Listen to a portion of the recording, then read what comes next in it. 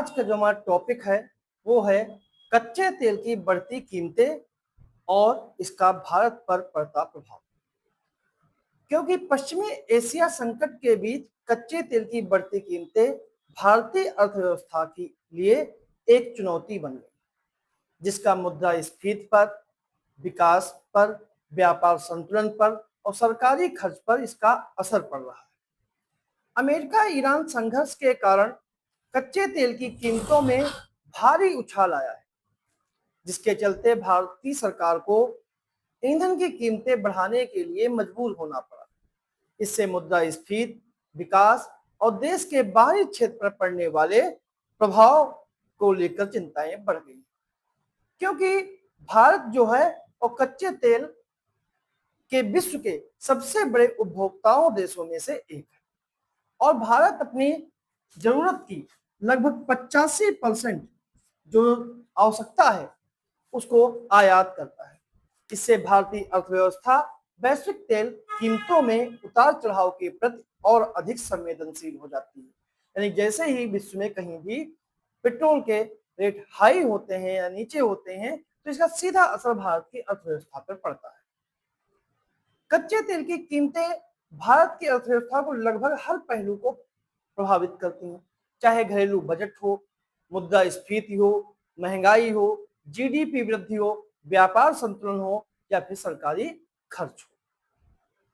2011 से लेकर 12, 2011 से लेकर 12 और 2013 से लेकर 14 के बीच, 13 से लेकर 14 के बीच भारत कच्चे तेल की जो भारतीय बास्केट की जो कीमत थी 2011-12 या 2013-14 तक वो $106 से लेकर $114 तक बैरल रही है।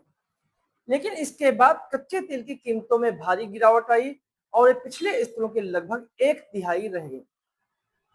अगले 12 वर्षों तक कच्चे तेल की कीमतें फिर से $100 के स्तर को छू लेंगी।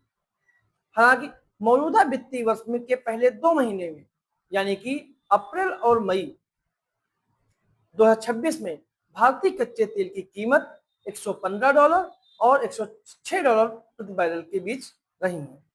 यदि पूरे वर्ष भारत वित्तीय वर्ष की बात करें, यदि 2026 की बात करें कि अगर पूरे 2026 में अगर $100 प्रति बैरल के आसपास बनी रहती हैं तो यह पिछले वर्ष की लागत की तुलना में 40% की वृद्धि होगी और कच्चे तेल की ऊंची कीमतों के परिणाम स्वरूप आमतौर पर डीजल, पेट्रोल, केरोसिन और विमान टरबाइन यानी ईंधन यानी एटीएफ की खुदरा कीमतों में भी वृद्धि होती है।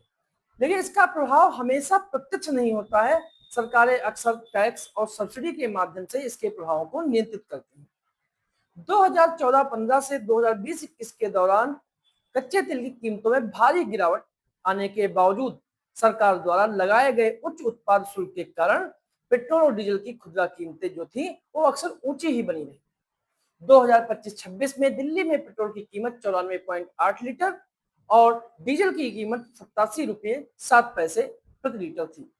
कच्चे की तेल की कीमतों में लगातार वृद्धि होने से सरकार को या तो वृद्धि उपभोक्ताओं पर डालनी होती है, जिससे परिवार के बजट पर बोझ पड़ेगा, या फिर उधार लेकर वो लागत स्वयं वहन करनी पड़ेगी, जिससे अंततः टैक्सेस में वृद्धि होगी। तेल की ऊंची कीमतें वाले वर्ष जिसमें 2011-12 शामिल है, 13-14 शामिल है के दौरान जो है वो थोक मूल्य सूचकांक मुद्रास्फीति 5 से 9% के बीच में, जबकि खुदरा मुद्रास्फीति जो है और महंगाई जो है वो 9 से 10% के आसपास है। जब कच्चे तेल की कीमतें 15-16 में गिरी तो विश्व जनसंख्या सूचकांक मुद्रास्फीति जो है वो -3.65% पर नकारात्मक हो गई, जिससे भारत को काफी राहत मिली। 2021-22 में जब कच्चे तेल की कीमतें बढ़कर फिर $78 प्रति बैरल हो गई तो मुद्रास्फीति बढ़कर 13% हो गई। तो सोचिए यदि कच्चे तेल की कीमत $100 के प्रति बैरल के आसपास बनी रहती हैं तो भारत में मुद्रास्फीति का दबाव फिर से बढ़ सकता है, जिससे विशेष रूप से परिवहन, खाद्य और ऊर्जा प्रभावित होगी। ऐतिहासिक रूप से कच्चे तेल की ऊंची कीमतें भारत की जीडीपी वृद्धि के लिए हानिकारक रही हैं। इसके विपरीत कीमतों में गिरावट ने अर्थव्यवस्था के तीव्र विस्तार को बढ़ावा दिया है। 2015-16 और 16-17 के दौरान जब कच्चे तेल की कीमत $40 प्रति बैरल थी, तब भारत की विकास दर 8 या उससे अधिक रही। कोविड वर्ष में जो विकास दर थी वो -5.78% की देखी गई, जिसका आंशिक कारण महामारी के कारण समस्याएं थी। तेल की ऊंची कीमतें उद्योगों के लिए इनपुट लागत बढ़ाती हैं, उपभोक्ताओं को वे योग्य आय को कम करती हैं और निजी उपभोग को धीमा करती हैं। ये सभी मिलकर जो कारक हैं वो देश के आर्थिक विकास को धीमा कर देते हैं। कच्चे तेल के आयात पर भारत की अत्यधिक निर्भरता का अर्थ है कि कच्चे तेल की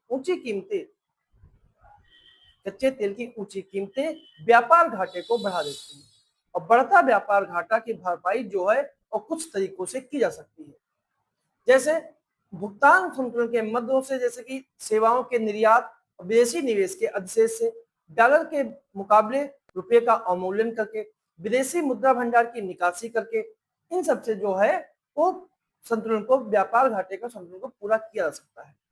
कच्चे तेल की ऊंची कीमतों के दौरान भारत का व्यापार घाटा लगातार बढ़ रहा है। पिछले 15 वर्षों में से केवल 2 वर्ष, अगर 16-17 और 20-21 में ही रुपये की कीमत डॉलर के मुकाबले बढ़ी है और इन दोनों वर्षों में कच्चे तेल की कीमत जो है वो $50 प्रति बैरल से नीचे थी। पिछले वर्ष रुपये के मूल्य में आई तीव्र गिरावट व्यापार संतुलन में कमजोरियों को दर्शाती है, जिसकी भरपाई अन्य मदों पर अधिशेष से नहीं हो पाई। इसका प्रभाव सरकार के वित्त पर पड़ता है। कच्चे तेल की बढ़ती कीमतों से आमतौर पर सरकार का राजकोषीय घाटा जो है वो बढ़ जाता है और जो सरकारी खर्च और आय के बीच का अंतर होता है, इस अंतर को पाटने के लिए सरकार अक्सर अतिरिक्त कर्ज लेने का सहारा लेती है। तो तेल की कम कीमतों वाले वर्षों के दौरान ही सरकार ने उच्च राजकोषीय घाटा दर्ज किया, जिसका कारण आंशिक रूप से कोविड काल था। कच्चे तेल की कीमत लगातार $100 प्रति बैरल रहने से संभवतः काफी राजकोषीय दबाव पड़ेगा, जिसे सरकार को या तो कर बढ़ाने पड़ेंगे या सब्सिडी में कटौती करने या अधिक उधार लेने के लिए मजबूर होना पड़ेगा। कच्चे तेल की ऊंची कीमतों को प्रभाव कम करने के लिए भारत को बहुआयामी रणनीति की आवश्यकता है। इसमें जैसे कि रणनीतिक पेट्रोलियम भंडार, ये अल्पकालिक उपायों में शामिल है कि अचानक कीमतों में अचानक वृद्धि के दौरान रणनीतिक भंडारों का उपयोग करना। रूस, अमेरिका और अन्य क्षेत्रों से तेल प्राप्त करके पश्चिम एशिया यानी होर्मुज पर भारत की निर्भरता को कम करना।